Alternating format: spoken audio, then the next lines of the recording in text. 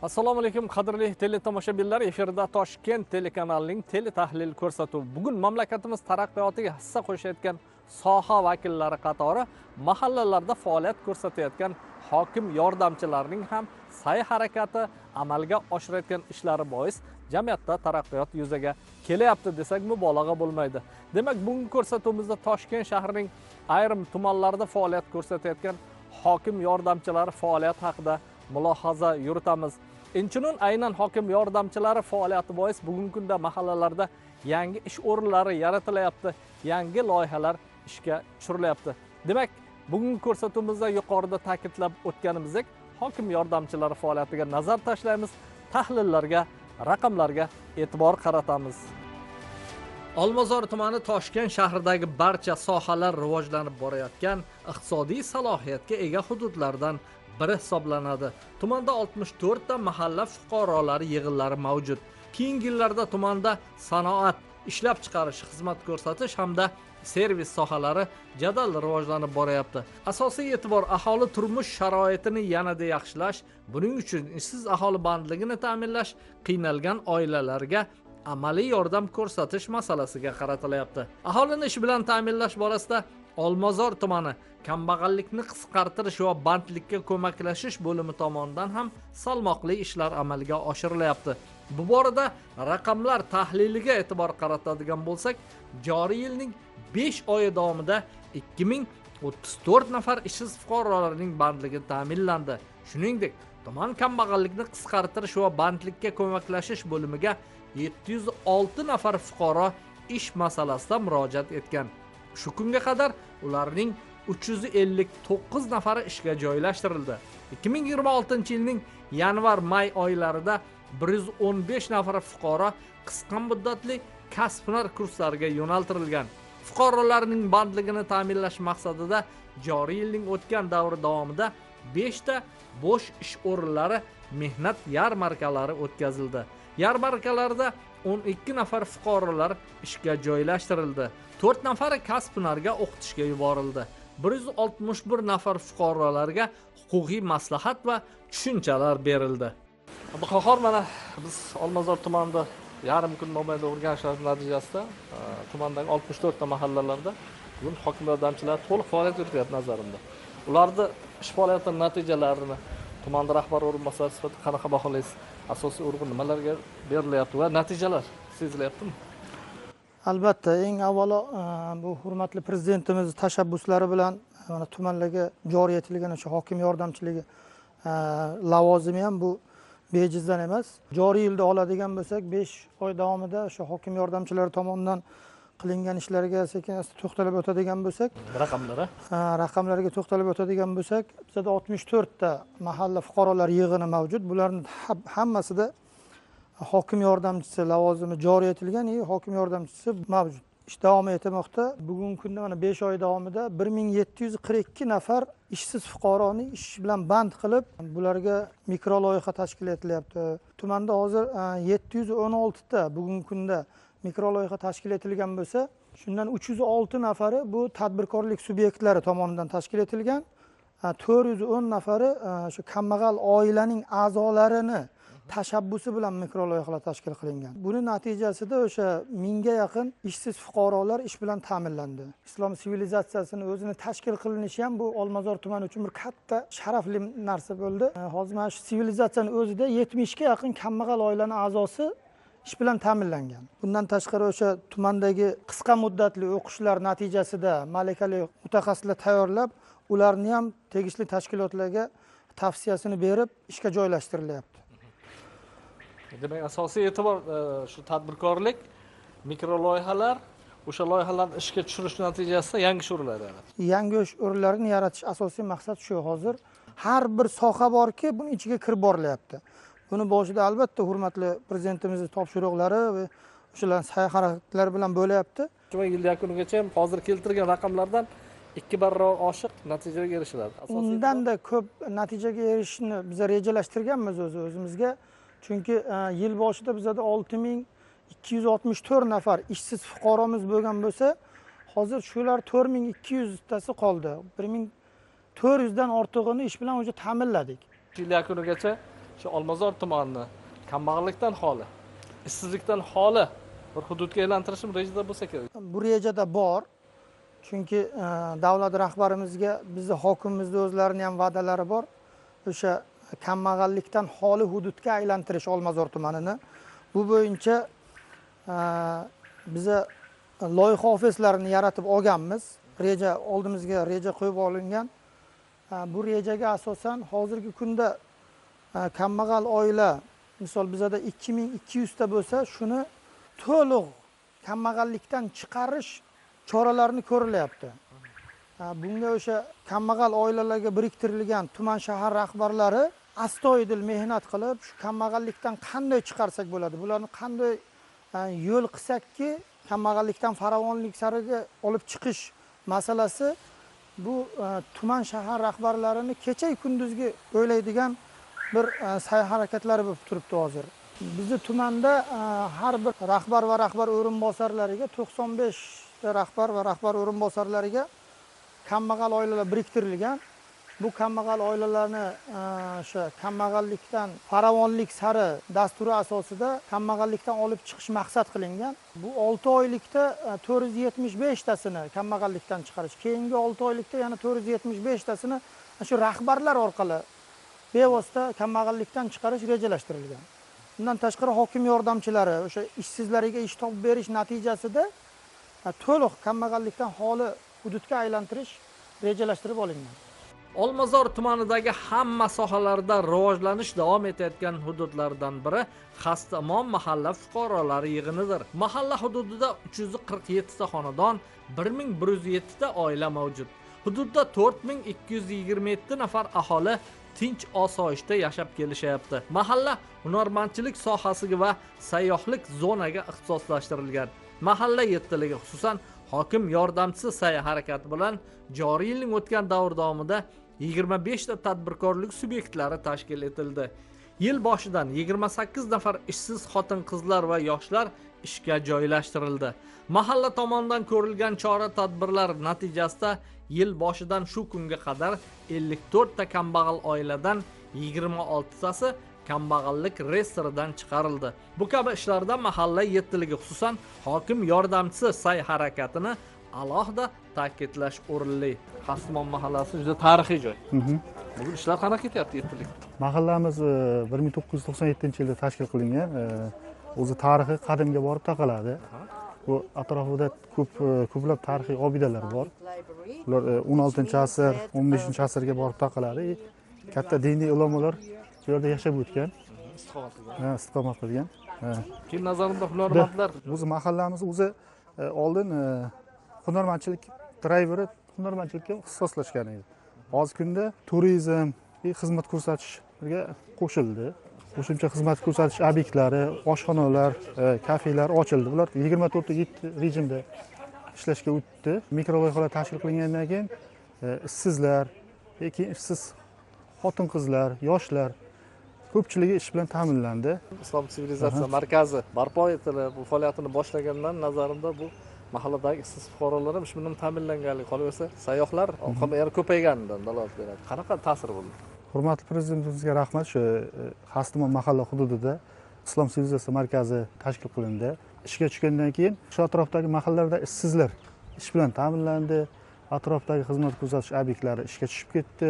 Sayyohlar oqimi Islom sivilizatsiya markazi ochilgandan keyin ancha ko'paydi. Kuniga 20 mingtagacha turistlar keldi. Hozir Islom sivilizatsiya markazining o'zi hududiga ichiga 8 mingtagacha hozir kunda turist kirilyapti. Tashqarida 8 mingta odam yuribdi. Ular keyin bizlarga o'z-o'zidan talab kuchayapti xizmat ko'rsatishga yoki burada turistlar uchun. Talab oshib ketgandan keyin atrofdagi ko'plab masalan odamlarimiz, mahallada yashaydigan odamlarimiz o'zlari uylaridan kafelar ochishdi. Hozirgi kunda o'zini daromadiga, oilasiga daromad olib demak o'zini o'zi band qilib, nafaqat oilasini, balki o'ylaymanki shu yon atrofda qo'shnilarni ish bilan ta'minlaydi. Masalan, Zarqayna ko'chamizda ana qilsak, 2024-yilda turistik 24/7 rejimda turistik hudud tashkil qilish bo'yicha ishlar olib borildi. 18 oyda qurilish ishlari davom etdi. Shunda Zarqayna ko'chasining o'zida 25 ta biza xatlov jarayonida tadbirkorlik qilish istagida bildirgan fuqarolar ko'payib ketdi. O'zi mahallada bir 2 ta 3 ta kichkina do'konchalar bor edi. ular bilan xatlov qilib turib chiqqanimizdan keyin hozir 25 ta savdo obyekti tashkil qilindi. Shu mahalla biz yuqorida aytdik, sayyohlar makoni hududiga aylandi. Bu bo'yicha qanaqa loyihalar ishga tushirish rejada bormi? Bizlar hozirgi kunda dastur ishlab chiqdik. Turizmni rivojlantirish loyiha ofisi tashkil qilinyapti. Bunda 11 ta yo'nalish bo'yicha biz ishlar tashkil qilyapmiz. Hozirgi kunda ishga tushish arafasida loyiha ofisi faoliyat boshlagandan keyin ular mahallamizdagi yana qolgan hozir maktab bitiruvchilari yoki institut bitiruvchilari ish bilan ta'minlanadi. Mahallamizda 347 ta xonadon bor. 4227 ta aholi bor. Ular shu doimiy aloqada bo'lib turamiz. Mahallada nima deydi, Telegram kanallari ochilgan. Maxsus Telegram kanallari har bitta yangiliklardan yoki murojaatlardan kunlik xabardor bo'lib turamiz. Rejalar qanaqa? Yilda yakunigacha qanaqa loyihalar? Mahallamizda yil oxirigacha shu kambag'allikdan xoli hudud, asosiy masala bo'lib turibdi. Ishsizlikdan xoli hududga, jinoyatchilikdan xoli hududga aylantirish niyatimiz bor. Xasimon mahallasi hududi azaldan hunarmandlar hamda tarixiy obidalar joylashgan maskandir. Shu bois bu yerga xorijiy davlatlardan ko'plab sayyohlar tashrif buyurishadi. Ayniqsa Islom sivilizatsiya markazining barpo etilgani sayyohlar sonining keskin oshishiga olib keldi. Bundan kelib chiqib davlatimiz rahbari ko'rsatmasiga asosan turizm ko'chalari va zonalari tashkil etildi. Bu yerda ko'plab hunarmandlarning faoliyati yo'lga qo'yilib, yangi ish o'rinlari yaratildi. Prezidentimiz tashrifidan keyin faoliyati yanada rivojlangan Milliy hunarmandlar oilasining ish joyidamiz. Zamonaviy milliy liboslar, xususan kashtachilik, turli kiyim-kechak hamda kundalik turmush uchun kerakli vositalar tayyorlab kelayotgan xususiy tadbirkor Nasiba Ishoqova davlatimiz rahbari tomonidan milliy hunarmandlarga berilayotgan e'tibordan benihoya mamnun. Aynan shu e'tibordan so'ng tadbirkorning faoliyati yanada rivojlanib, yangi ish o'rinlari yaratdi. Bu hunarga bolalik paytimda shu ota-onamga sababli hunar o'rganishni boshlaganman. 2012-yili mustaqil hunarmand bo'ldim. 2012-yil hammamiz bilamiz, shu yillar ortiga qarasak, hali bunaqa rivojlanmagan, turizm oqimi juda ham kam paytli bo'lgan. Mahsulotlarimizni qayerda sotishni bilmasdik.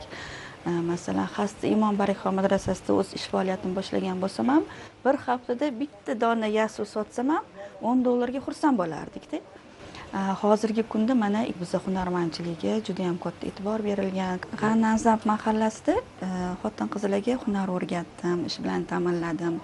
2021-yili davlatimiz rahbariga juda ham bu ish faoliyatim juda ham mamnun keldi.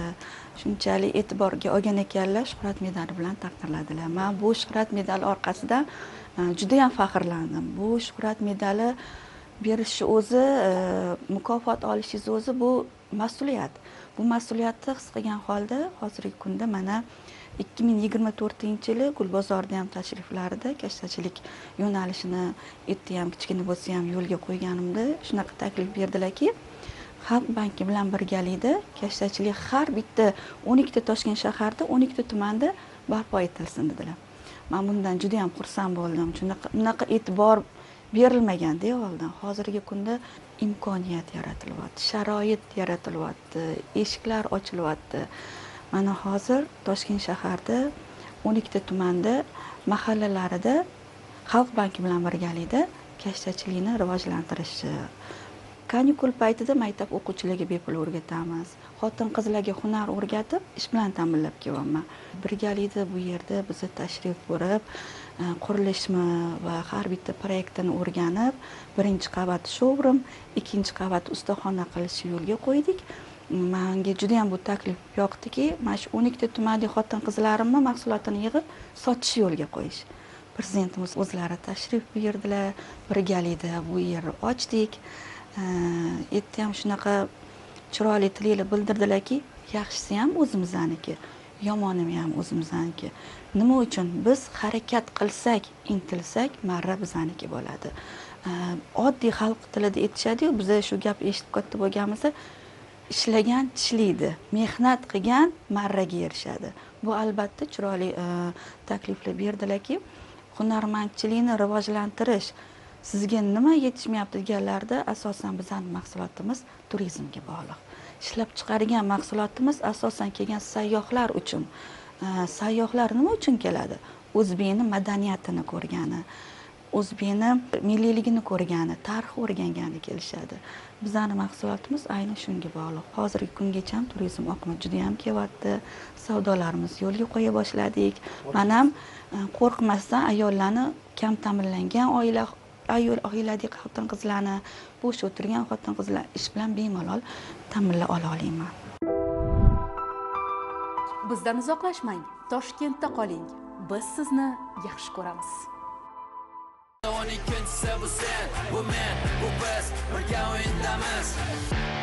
Og'riq sizning harakatingizni cheklab, og'riqsiz to'liq hayot kechirishingizga to'sqinlik qilganda, 4 komponentli tarkibli Nice gelidan foydalaning. Nice gel, kamroq og'riq, ko'proq erkinlik. Formula 1 Sting kabi jaranglaydi. Sting Formula 1 poygalari rasmiy hamkori endi O'zbekistonda. Har lahzani quvvatlang. Shirin kolbasali buterbroddan ham mazaliroq. Faqatgina shirin kolbasasi bilan qovurilgan tuxum bo'lishi mumkin. Har bir uyda shirin. Tabiiy yaxna choy Lipton Mango Exotic.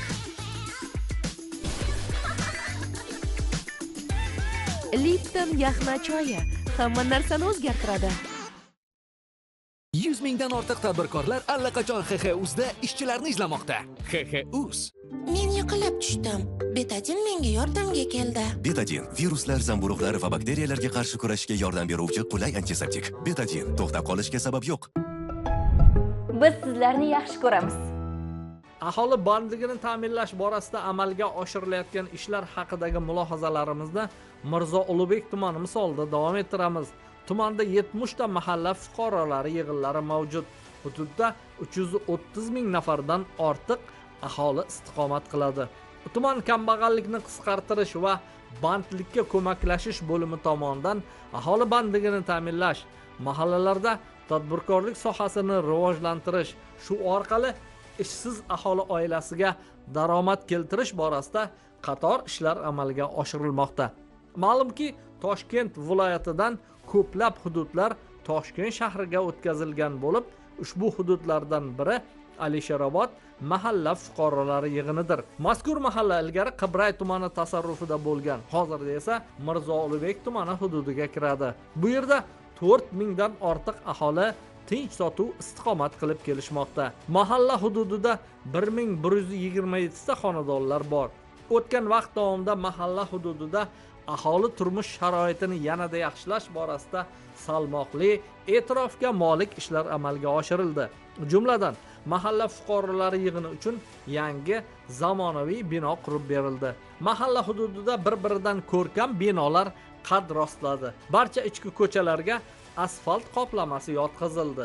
Elektr energiyasi ta'minotini yaxshilash maqsadida temir beton ustunlar o'rnatildi. Gaz quvurlari tamomila yangisiga almashtirildi. Aholiga qulaylik yaratish maqsadida avtobus qatnovlari qayta ko'rib chiqildi. Bir so'z bilan aytganda, Alisherobod chin ma'noda obod manzilga aylandi. O'zim 6 yildan beri mahalla raisi sifatida faoliyat yuritayotgan bo'lsam, orqaga bir qaraydigan bo'lsam, mana shu uzoq bilan 3-4 yilga qaraylik, juda ham katta, bir-biridan katta tafovut beradigan darajadagi mahallaga aylandik desam, mubolag'a bo'lmaydi. Alisherobod haqida gapiradigan bo'lsam, hech ham men o'sha 3-4 yilgi mahallamiz bilan bugungi kunni tasavvurimga ham sig'dira olmayman-da. Sababi mana shu hududimizga bittagina transport qatnardi, bittagina bor-yo'q. Hozir qarangki, shahar markaziga qaratilgan bir nechta transportlar qatnayapti. Bundan tashqari biz aynan Toshkent viloyatidan Toshkent shahriga qo'shilgan hududlardan bir mahalla hisoblanamizda. Ayniqsa buning mana yurtboshimiz tomonidan e'tibor berilgan mahalla infratuzilmasini yaxshilash, zamonaviylashtirish aynan bizning mahallamizda ham boshlanganini beixtiyor ko'rib, hattoki guvohi bo'lishimiz mumkin.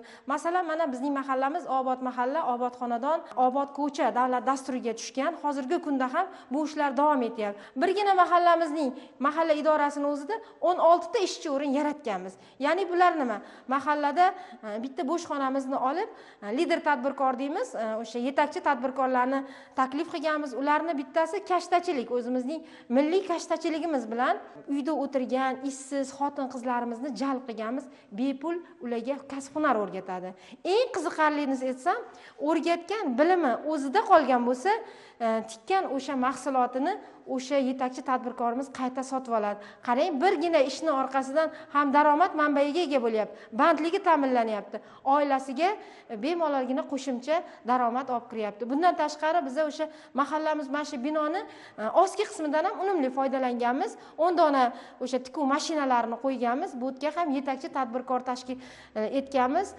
Ularga ishsiz uyda o'tirgan ayollarimizni u joyda ham bepul o'rgatiladi. Biz hammamiz yettiligimiz bir jamoamiz, bir yoqadan bosh chiqaramiz. Shuning uchun bizda ish samaradorligi ham yaxshi deb ayta olaman. Biz yil yakunigacha albatta ishsizlikdan, kambag'allikdan xoli hududga aylantirishga astoydil bel bog'laganmiz. Bugungi kunga kelib bu o'zgarishlar aholi hayoti, turmush sharoitida ham aks eta boshladi. Mahalla tomonidan o'tkazilgan xatlovga ko'ra 46 nafar ishsiz fuqarolar aniqlangan. Bu borada ko'rilgan chora-tadbirlar natijasida 6 nafar ishsiz fuqarolar doimiy ishga joylashtirildi. 5 nafariga imtiyozli kredit ajratish orqali tadbirkorlik faoliyatiga yo'naltirildi. 35 nafar fuqarolar esa o'zini o'zi band qilgan holda ish bilan ta'minlandi. Yil boshidan 4 nafar yoshlar va xotin-qizlar aniqlanib, vaucher orqali kasb-hunarga o'qitildi. O'qish yakunlangach, ushbu fuqarolar o'z yo'nalishi bo'yicha doimiy ish bilan ta'minlandi. Aholi bandligi mikro loyihalar tashkil etish, mahalla ahlini tadbirkorlikka yo'naltirishda hokim yordamchisining faolligi va orttirgan tajribasi qo'l keldi. Ayni paytda mikro loyihalar tashkil etish, tadbirkor bo'lish istagida bo'lgan fuqarolarni har tomonlama qo'llab-quvvatlash borasidagi ishlar jadal davom etmoqda. Alisherobod mahallasi o'sha 3-4 yil oldingi ko'rinishi bilan hozirgi ko'rinishning ancha farqi bor.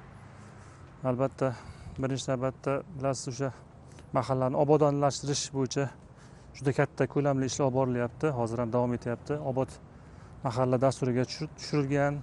Hozir mana asosiy markaziy ko'chamiz hisoblanadi. Mana shu Milliy bog' ko'chasi 3,1 kilometr asosiy ko'chasi Olmazor tajribasi bo'yicha tanlab olindi.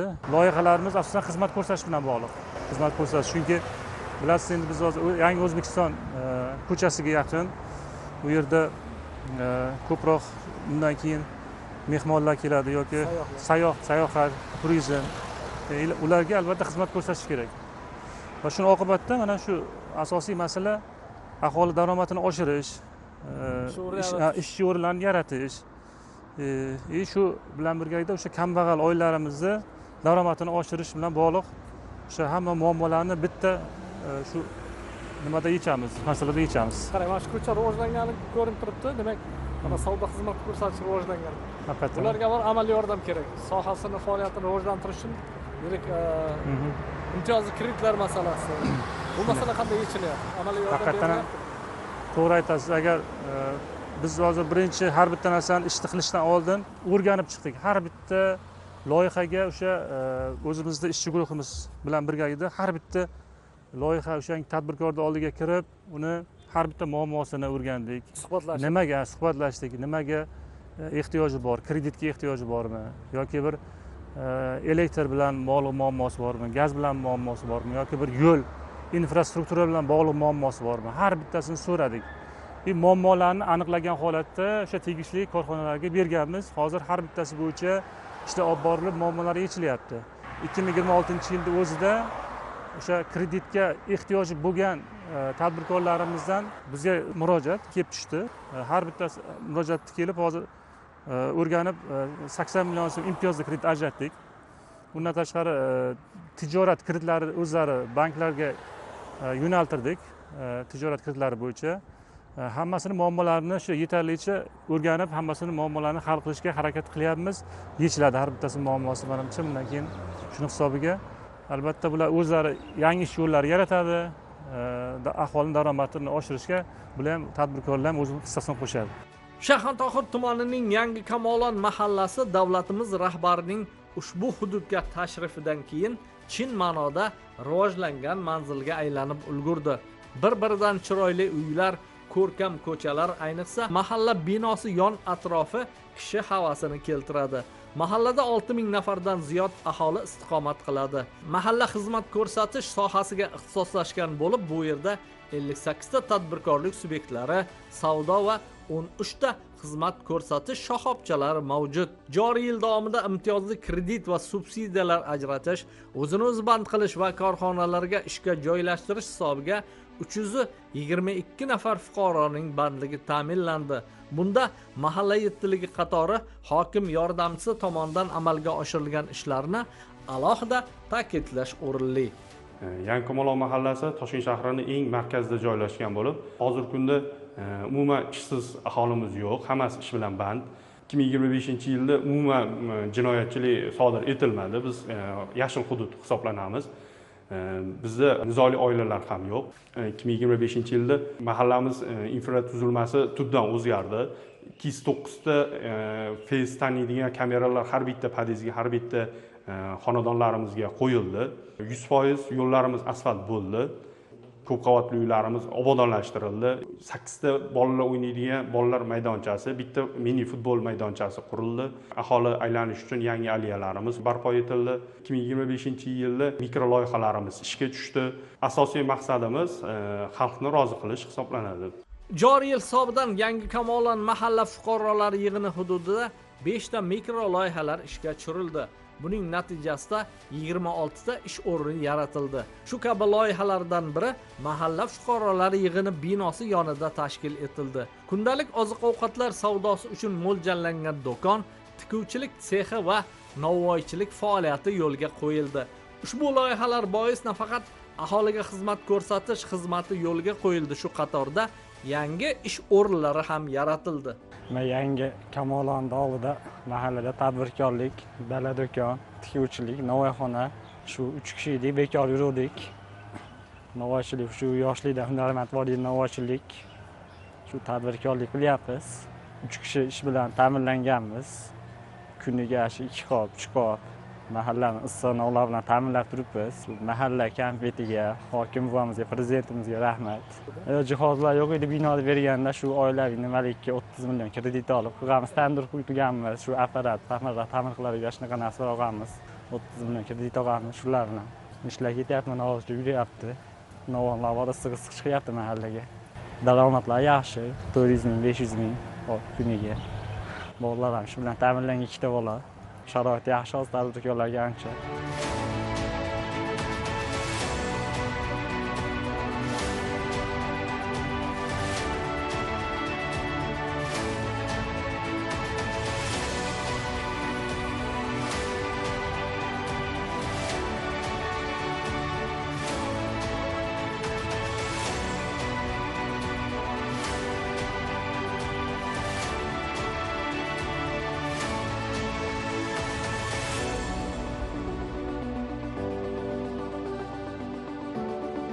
Qadrli muxlislar, siz Toshkent telekanalining teletahlil ko'rsatuvini tomosha qildingiz. Ko'rsatuvimiz davomida Toshkent shahrining ayrim tumanlaridagi mahallalarda faoliyat ko'rsatayotgan hokim yordamchilari haqida mulohaza yuritdik. Ular tomonidan amalga oshirilayotgan ishlar, ko'rilayotgan chora-tadbirlar haqida mulohaza, fikr, tahlillarga e'tibor qaratdik. Xulosa o'rnida ta'kidlaydigan bo'lsak, bu kabi ko'rilayotgan chora-tadbirlar mamlakatimiz taraqqiyoti hamda aholi turmush farovonligiga xizmat qilishi shubhasizdir. Eslatib o'taman, Toshkent telekanalining teletahlil ko'rsatuvini haftaning seshanba kunlari soat 21:00 dan boshlab tomosha qilishingiz mumkin bo'ladi.